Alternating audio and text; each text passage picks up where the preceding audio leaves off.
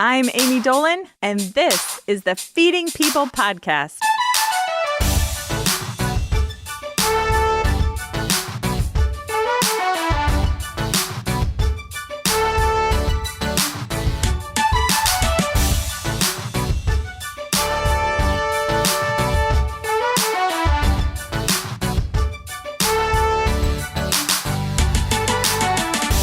Hi, everyone. Welcome to Feeding People. I'm Amy Dolan. I'm your host, and I'm so glad to be back here with you at the table for our first episode in January. We had a nice Christmas and New Year's break, and now we're back at the table eating and talking and doing all the good stuff, and I'm so glad to be back. As always, if you can go to Apple Podcasts and rate and review and subscribe to our show, that would really help. We're just getting this show launched, and all of your reviews and all of your ratings really help us get the word out and get the podcast out to more and more people. So thank you so much for doing that. I'm so happy tonight to be at the table with my friend Dominique Leach. Hi, Dominique. Hi, Amy. This is so lovely to be at the table with you tonight and with your wife, Tanisha, both of you with the biggest smiles we've had yet at this table. So thank you for bringing your smiles. Thank you for having us. I'm so happy you're here. You are the owner and the chef of Lexington Betty Smokehouse, Yes. which I love so much. We're going to talk all about. But we met, I want to say maybe like a year and a half ago. We have a mutual friend. Let's give our shout out to Catherine Lofton. Our lovely Catherine Lofton introduced us. I was just getting Sunday Supper Church started, and we needed some more people to help us with food. And she was like, you gotta talk to Dominique. And so you do food for us occasionally from your fantastic company. And that's how we met, right? Yeah, yep. And we've gotten pretty acquainted. I've done food a handful of times now. Yes. Yeah. And it's always good. I love it. So we do mostly vegetarian at Sunday Supper Church, but for like special occasions, we do meat. Yeah. And you're like the special occasion with the meat. And so I always feel like when the people see like Dominique or Tanisha coming in, they're like, chicken, brisket, what is it? What's this? Is this like a high holiday? Like, what's happening in here? Yeah, They're and we always try very to happy flex to see you. too. Like, oh, they're gonna like this. Oh, yeah. Like, brisket sliders, they're gonna like this. Absolutely. I also want to say you're my first podcast guest who brought like a full pan of peach cobbler for dessert. So just FYI to everyone listening, if you'd like to be a guest on the show, just bring us like a full tray of dessert. We'll have you. This is great. So thank you for that. No problem. So introduce yourself. How would you describe yourself? Well, I describe myself as a chef. I'm a family person, and I have a lot of great friends, and I was put on this earth to bring people together. That's my purpose, and to cook great food and to build companies and to provide for families, and that's why I was put on this earth. So I'm trying to serve my purpose here. Wow. That's no small purpose. And I mean, just in the time I've known you, like I see all those things in your life and I see you doing all those things. So like, did you know from a young age, this is what you were going to do and this is who you were? Like, how has this all come to be? I literally sat on a couch one late evening while I was in high school, and I was like, what am I going to do with my life after this point? And a commercial came on.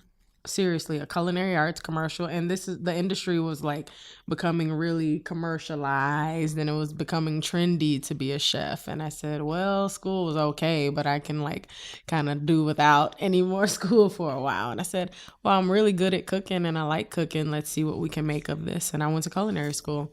Yeah, but I didn't know that my purpose would be what it is. I had to learn that, but I did know that I wanted a different life besides what I had seen around me. Yeah. Wow. And so, okay, so you already had some sense, like you wanted something different. This commercial comes on and you're like, that's it. And I'm like, that is it. Well, I didn't know right away, but I said, well, I didn't have anything else. So I said, if nothing else, I'm going to go and visit some schools. And actually a teacher, I mentioned it to, like that moment. And he said, well, you're in Chicago with what he thought was the best culinary school. I won't say what school that was. They're closed now. But I went to visit that school and the Illinois Institute of Art the same day, and the Illinois Institute of Art just really won me over. And all of a sudden I was like really passionate about something I didn't even know I loved. I was just like good at cooking a meal, you know? And so here we are I couldn't wait to start. And they accepted me. I went through a really stressful, like, financial aid. What is that? Yeah. But once I pushed through, the reward was just being there and learning. Yeah. That's so lovely. So tell me more. I'd love to ask people about what food was like in their family growing up, because obviously, like, everyone eats when they're kids. But, like, what was it like in your family? Was food a big deal? Did you learn to cook from anyone in your family? Did you sit down for meals? Like, what was it that got you to that moment with the commercial where you were like, I might be able to cook? Well, my childhood, I remember cooking for a long time being convenient. I come from a single mother household, and so she had to work a lot of hours. So if you looked in our freezer, it probably had French fries, TV dinners, hot wings that you can put in the microwave, quick food, stuff that she can almost guarantee we wouldn't burn the house down cooking while she wasn't home. But we often looked forward to a sit-down dinner. When she could, she most definitely would. And but when my grandmother came to town, it was like you knew that some good food was coming with that. Yeah, what would she make? What were her specialties? Oh, man, chicken and dumplings is definitely her specialty. Sweet potato pies, greens. She still makes the best greens. Yeah, chicken, whether it's fried, baked, barbecue. She'll make it 7 different ways. Oh, my gosh. Yeah, peach cobbler. Okay. Banana pudding, you name it, she would throw down. So you would see her come to town and you would just be like, okay, it's not going to be the meals in the freezer tonight. And she made it her business. She would come and then go to the grocery store and she would just cook for hours. So would you would you be in the kitchen? I would sit there and watch her. Would you learn? I would sit there and watch her. I knew that she was putting bell peppers in the chicken and dumplings. I knew she was going to boil it down, roll the dumplings out, add it to the stock a little later. I would sit there and study her and not know why at the time, other than one day I'm gonna cook this for myself. But I didn't know that I would do it mainstream one day. You know, I took her recipe and kind of honed it into one of my own, added some seasonal root vegetables to it, and I did her chicken and dumplings recipe at like an event for 600. It was like oh my gosh, at River East Art Center before it transitioned to a bowling alley. Yeah. Oh my gosh. And I mean, what was that moment like when you made her and just knowing like this was your grandmother's recipe for 600 people? Yeah, for 600 people. And it was really, the response in return was like really rewarding because who knew? I didn't know. I just thought that, I was learning to cook a different kind of way than what I grew up eating. And so it was like, that was probably the transitioning time when I was like, hey, our culture needs some attention, most certainly, And so I did that dish and people were really receptive to it. And so it was great. I even beautiful. did like a crispy chicken skin garnish to go. Oh my gosh. Yeah, it was like, so a little bit of old school and modern in the same plate. It was really good. Oh my gosh, that's amazing. So many people have stories too. I love, like, when I ask this question, so many people have stories about their grandmothers specifically. And I just think that's so beautiful. Like, not all of us, right? But like my Jewish grandmother, like I have so many memories of her making the matzo ball soup and gathering us for the holidays, and how it was such a like warm home that we went to when she was cooking, and the love, like, it's like the things are synonymous. Like the grandmother cooking the warm, delicious food is like synonymous with the love in the house, in the kitchen. Absolutely. And so what is it about grandmas? That's what they're meant to do. That's what they're meant to do. Just the best. Yeah. They are. Right. That's their purpose, Absolutely. right? Yeah. They are serving their purpose. Yeah. I love that. All right. So you grew up with your mom, you grew up with your grandmother, and then you went to culinary school, and that's where you just realized like this is what it just all kind of clicked there, that you were good at it. Once I got good at it at all. It wasn't easy, and I wasn't good at it at first. In fact, I had some chefs told me I should quit or think about doing some other things, and one thing I remember was making a béarnaise, and I remember picking fish cakes with a béarnaise sauce, and I had never made a béarnaise sauce, and apparently at that time it was something I should have known how to make. And so I made the fish cakes, and I'm usually good with like the breading method and things like that, but I just tanked these fish cakes. They were just bad.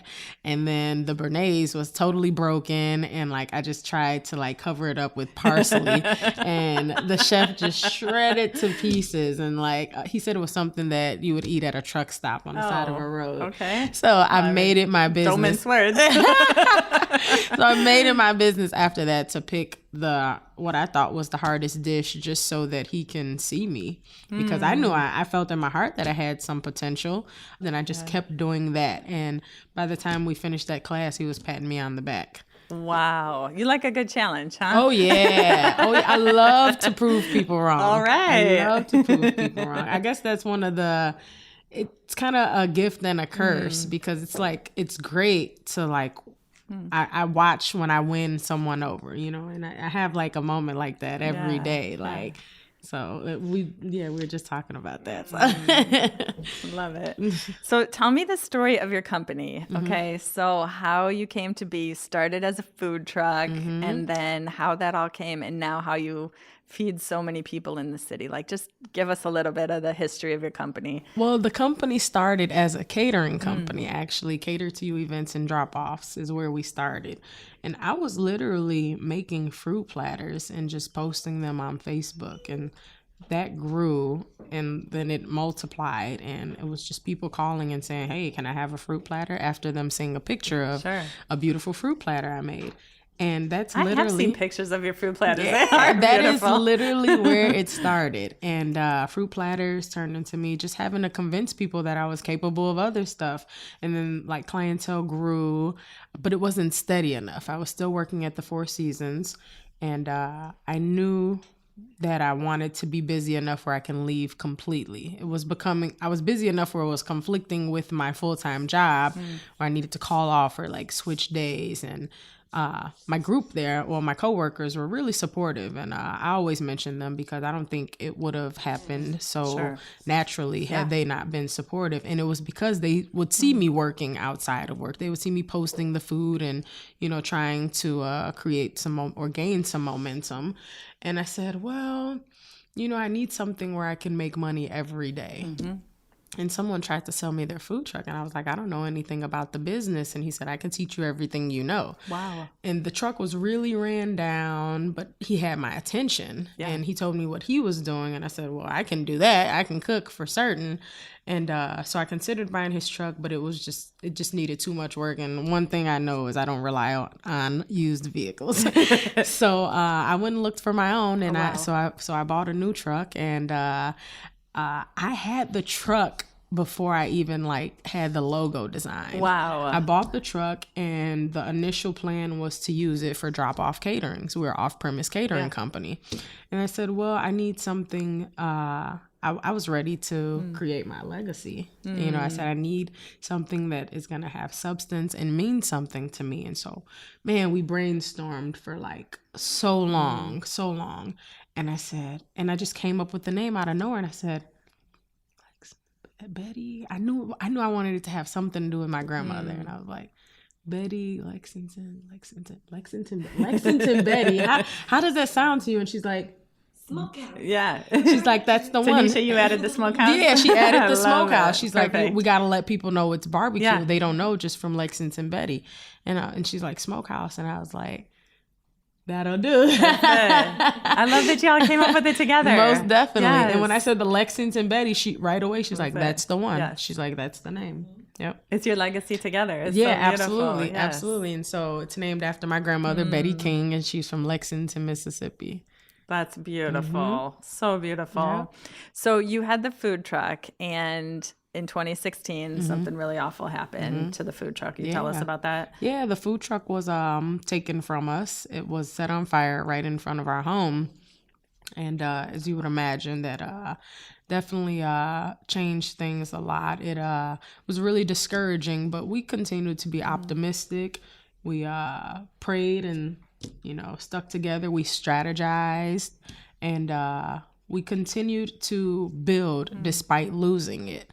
And I knew that my story was worth telling because it's something that a lot of people go through in communities. Just things being taken from them, stolen from them, rather their home being broken into. And I just wanted to bring an awareness to it. And so I continued to work right after it happened. I did a couple radio interviews.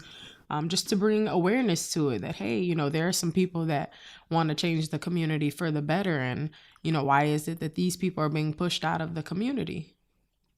And so we pushed through.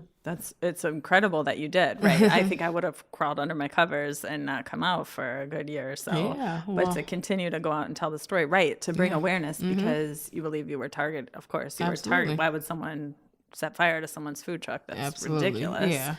So, right, you were trying to do something really great. You're trying to do something great for your community, and some people don't like that. Huh? Some people do not like that. People like for things to stay the way that they are and don't feel like progress is the future. And I just felt like when I wanted to own property, I never wanted to own it on the South Side because I'm not from the South Side. I've never lived on the South Side. And so there's a stigma, being from the West Side and just feeling like the South Side is just not a safe place. And people on the South Side feel like the West Side is not a safe place. I was from Humboldt Park, so it was like Northwest. I was fortunate enough to grow up around a lot of cultures, and I feel like it helped hone the person that I am today. Definitely hone my cooking skills because I can cook a lot of different regions. But when I had to buy on the South Side, and I always say that because what it comes down to is when you're ready to purchase and you finally have the credit score and you finally have the money, then the government tells you, hey, we're only going to finance you for $150,000 so that you can buy in Black neighborhoods as opposed to Oak Park, and so the country and the city works hard at keeping us as segregated as things appear to be. And so we had to buy a building on the South Side. And so we did. And I just decided, hey, I'm going to embrace it. I'm going to be the difference in the South Side. I'm going to speak to people when I come in contact with them. I'm going to be personable. I'm going to get to know my neighbors. And my neighbors were not receptive to it. Not at all. And so they ran us away. And so somebody told me that the problem is that people run from the hood. That like-minded people are leaving the hood, and because they're leaving the hood, they're not able to build up or bring money into the community. And so we need to find a common ground. Yeah. We need to find a common ground where, but we need a change. We need to not be taking from each other. We need to build together and embrace change. Yes. Yeah. Thank you for sharing that. I really, really appreciate that. Obviously as a white woman, like my story is different, and I can like barely stand to hear your story. It's heartbreaking, and right. If you don't experience it, you don't know it. Yeah, absolutely. Right? I mean, it's like you're trying to do all the right things. Such a good person, clear on your calling, clear on putting love and goodness into the world, and then all of this. Yep. I mean, it doesn't make sense. Yeah, it didn't make sense.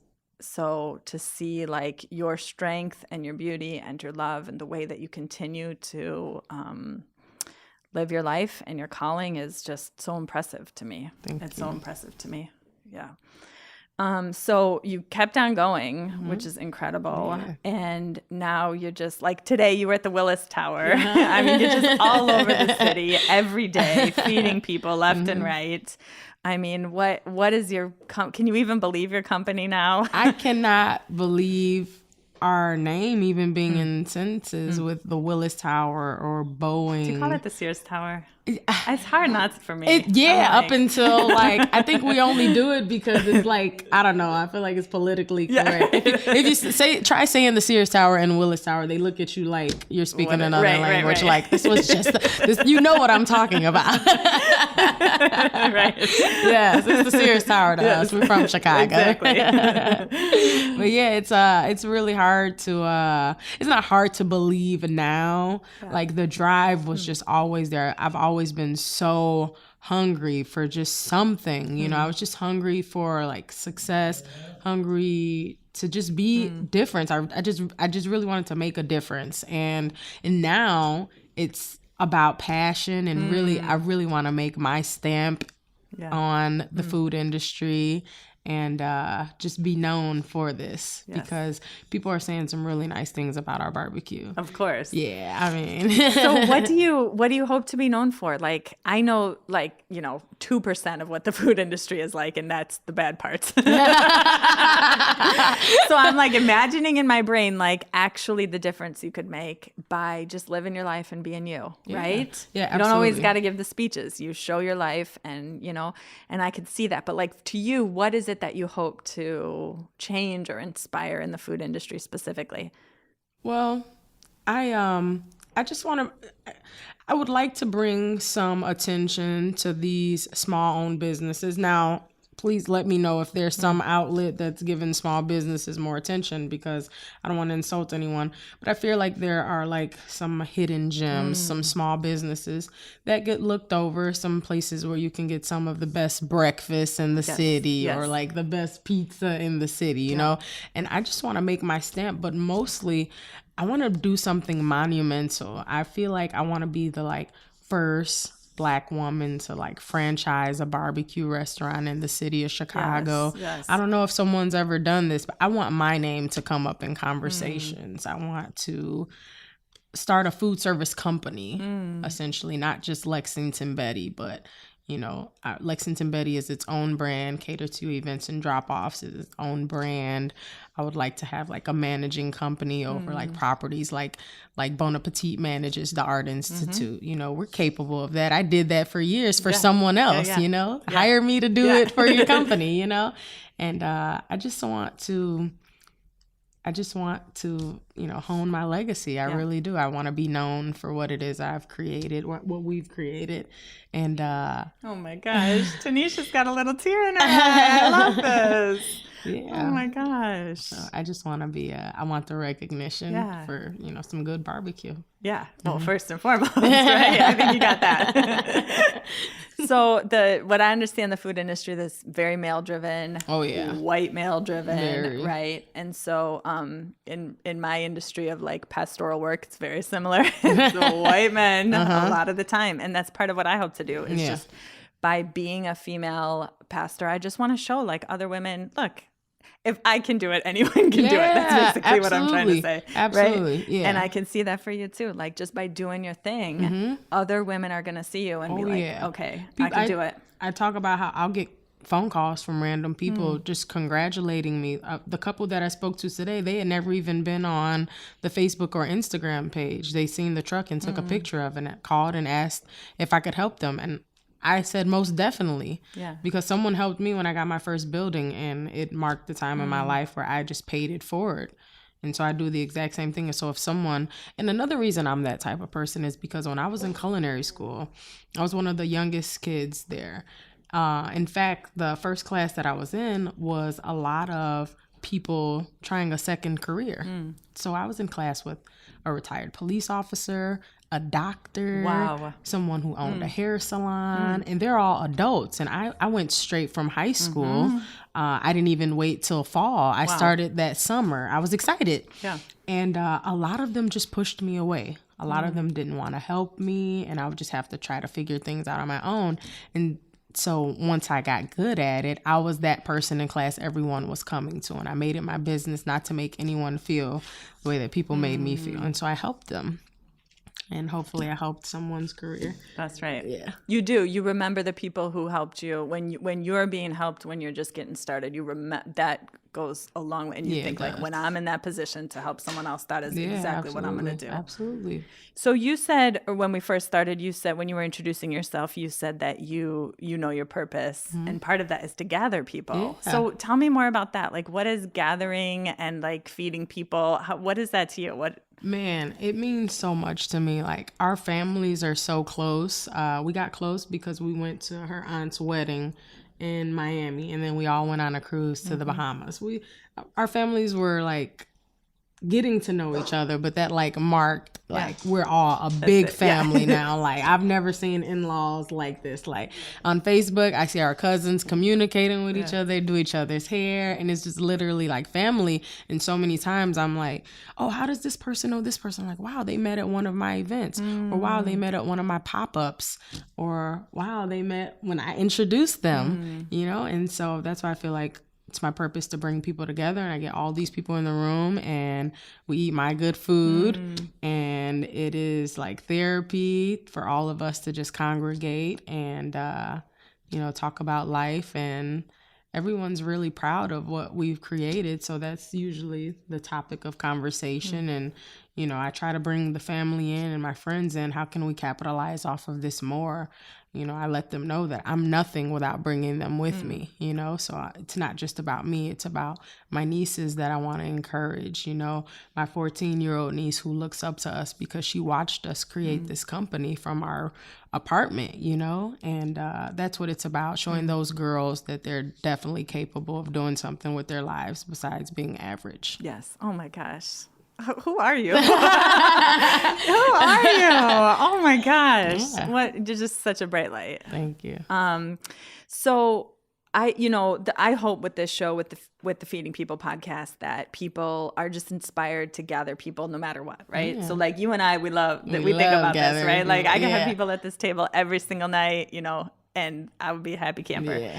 But like what advice would you have for someone who maybe doesn't think that, or thinks like, I don't have a table, my couch isn't, should we sit on my couch? I can't cook. Like, what advice would you give to someone? Because there's such magic, right? In gathering people, sharing food, sitting at a table, like all of that is so spiritual and magical. Like, just one piece of advice you'd have for someone who's not you. And they want to gather some people. Yeah. You know what it comes down to? Yeah, right? Yeah. Call me for catering.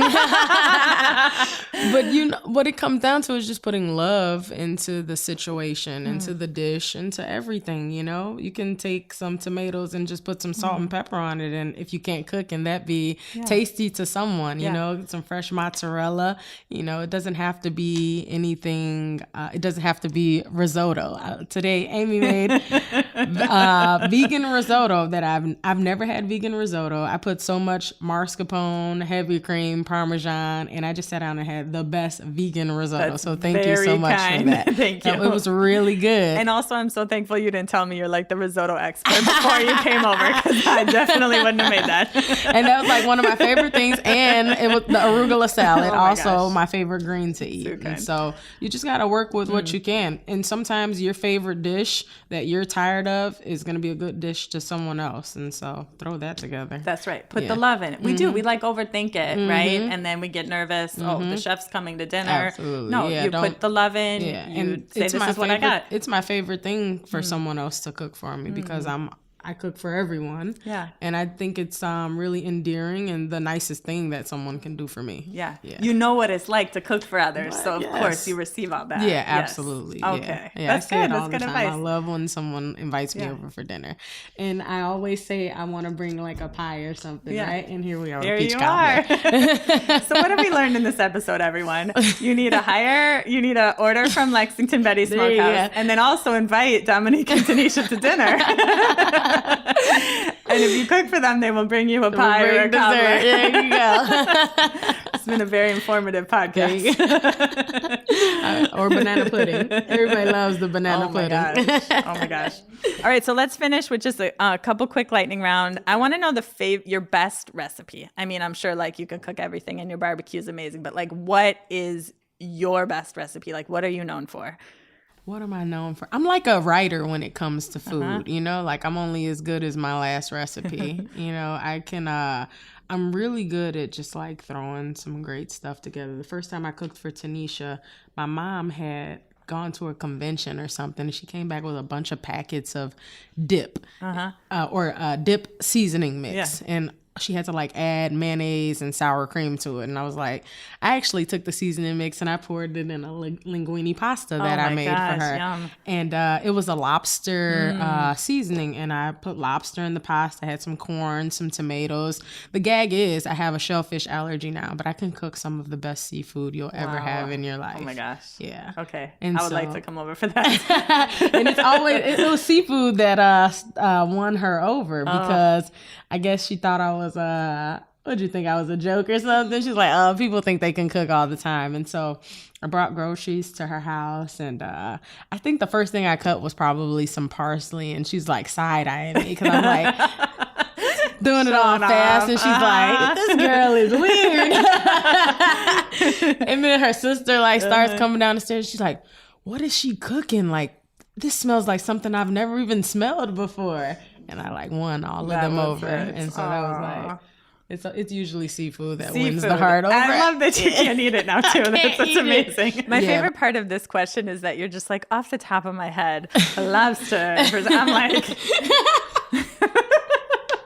off the top of my head, arugula salad. That's the difference between us. Okay, Dominique, where must people eat in Chicago? Like, what is your favorite restaurant? Man, what is my favorite restaurant in Chicago? You're going to think I'm crazy. I'm going to give a little glory to Allium in the Four Seasons, just because that's the last restaurant I worked for. But the food that we're putting out at the Four Seasons was really good, really seasonal. I always made the specials on the grill. That was the station I made. And so, like, you know, it was almost very competitive for myself and the other cooks there. And like one thing that I seen was definitely passion in the other cooks. And that passion always just kind of leads to a beautiful plate of food. And so I see a lot of passion in that room, a lot of chefs that I respect. And so go eat at Allium. Allium in the Four Seasons. In the Four Seasons. Go eat at Allium. I've never been there. Yeah. That sounds amazing. It's affordable too, I think. It is? No, I'm asking. Like, I just, Four Seasons and affordable don't necessarily go together for me, but I don't know. It's affordable. They even have like a, if I can remember correctly, let me think about my spiel at the table. I think there was like maybe like a $19 3-course lunch special. Oh, okay.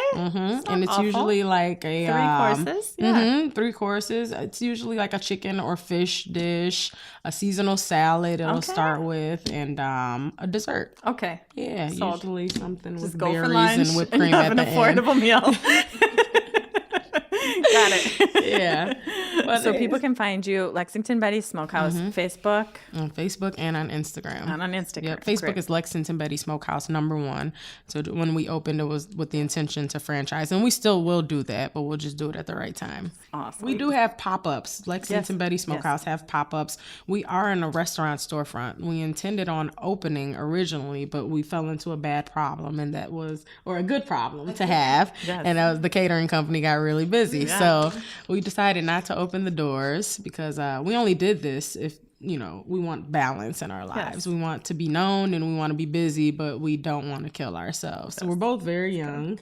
And so we're just trying to be smart, but make it out to one of our pop-ups. We got some good food going. Dominique, thank you so much for being on the show today. Tanisha, thank you for being here. Thank you for having us. This has just been fantastic. People, seriously, like, get yourself some barbecue, feed people, gather people, make some food with love, and do your thing, right? Yeah, do your absolutely. thing and offer the world what you've got to offer. Yeah, that's what it's all about. Thank you so much. Thank you for having us.